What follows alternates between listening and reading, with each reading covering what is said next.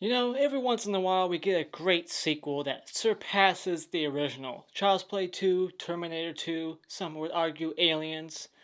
This is not one of those. 47 Meters Down Uncaged. What's going on, everybody? So I just got back from watching 47 Meters Down Uncaged, once again written and directed by Johannes Robert, who directed the previous installment, 47 Meters Down, and wrote it. And he also directed Strangers Pray at Night, which came out last year, I believe. And that was mixed with some fans. Some would say it's better than the original Strangers. I think it's a little bit better because the original Strangers was boring, but we're not here to talk about that. We're here to talk about this movie. 47 Meters Down to Uncaged tells a story about four teenage girls who go to have a good time scuba diving, swimming in this underwater Mayan city that's been lost for centuries and now it's found. But when they get down there, unfortunately, they meet some albino sharks that are gonna hunt them down. Starting off with a couple of things that I did like about this movie. I like the new setting. It's a different change of pace from the first movie where they're stuck in a cage 47 meters down. This one doesn't have 47 meters down referenced at all. It's not that they're stuck 47 meters down. This could have been titled anything. I don't see why it's a sequel to that.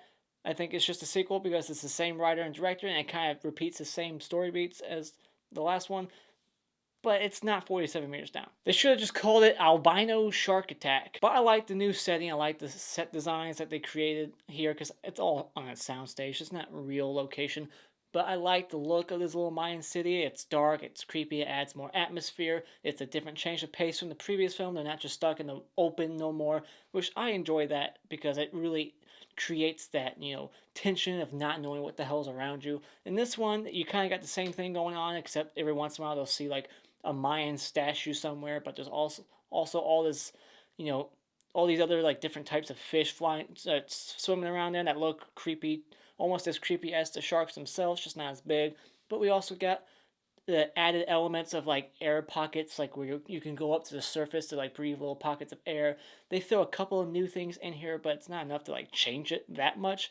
It's basically just a repeat of the first one. I enjoyed it. This one at least has a higher body count. There's one thing. I'm kind of grasping at things to say good about this movie because overall, my experience was kind of just like, meh, it's alright. But I really love the first one, so check that one out before this one. This movie does build some good tension here and there, not as much as the first one, but this one does have moments where, once again, the shot will just linger on like nothing, and it was just like there's all this like silt, like all this like sand, and they just because a statue falls over and then all the dust is like they can't see anything around them, so it creates this tension because you don't know where the sharks are. You know they're there, but you don't know when they're going to show up or where from. And I thought the score was pretty decent overall too, especially in the second half of the movie when things are getting real. I like the whole claustrophobic feeling you get, and especially when they're like in these little tunnels and they're trying to squeeze through. As someone who's claustrophobic, it gets to me. So I like that aspect of this movie too, because it does. If you're claustrophobic,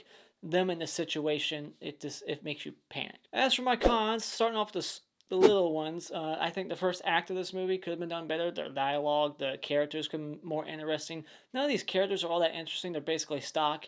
You got one who's basically a bimbo dummy, like Stallone's daughter. I thought her performance was pretty poor, and she didn't have much to say, but she's the one that basically gums up the works for these people twice. It's just that like the first 15-20 minutes they go by pretty slow because it's building these characters, but it's not really building them. It's just kind of like setting up why they're going to this place, and it's not all that interesting. There could have been like a funny character thrown in here to kind of make the time go by quicker, but there's no comedy here. The CGI sharks can look kind of shoddy, the CGI, every once in a while, and they just look like movie sharks. They don't look real. That's what was great about the first one. It was real sharks. They weren't like 50 feet long. In this one, they look like they're bigger than Bruce and Jaws. I also don't like the fact that they use jump scares. This movie depends on jump scares quite a few times where the sharks will pop up, and instead of just letting the scene breathe and letting them like kind of like float in the background for a while, kind of build suspense, they just kind of like pop up out of nowhere, and instead of just scaring you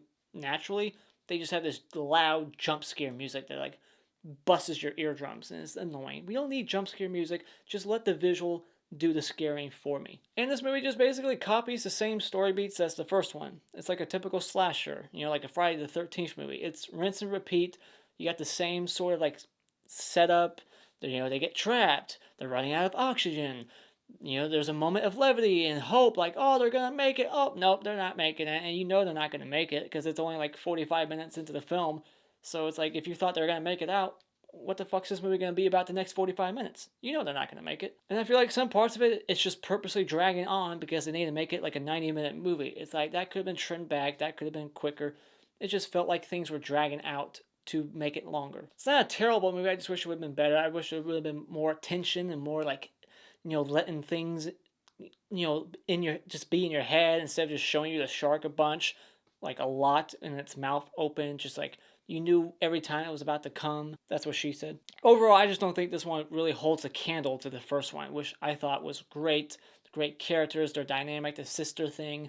You got the same thing going on here. It's two sisters, except they hate each other, and then by the end they have the arc where they're like, oh, this traumatic experience that helped us bond, now we love each other because we almost died. If the characters were better or more interesting, or if the sharks didn't look so corny and horror movie sci-fi channel like, I could have enjoyed this a little bit better. But I did enjoy the setting.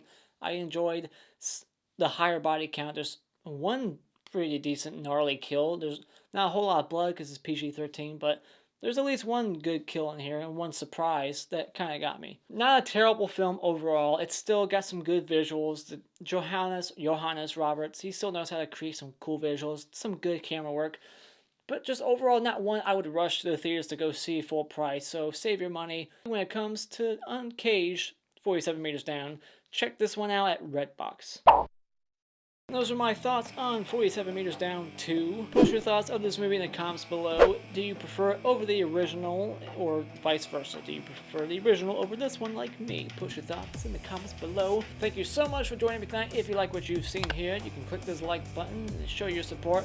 And you can become a subscriber today just by clicking on my cartoon face in about 5 seconds. And until next time, I will be Disney.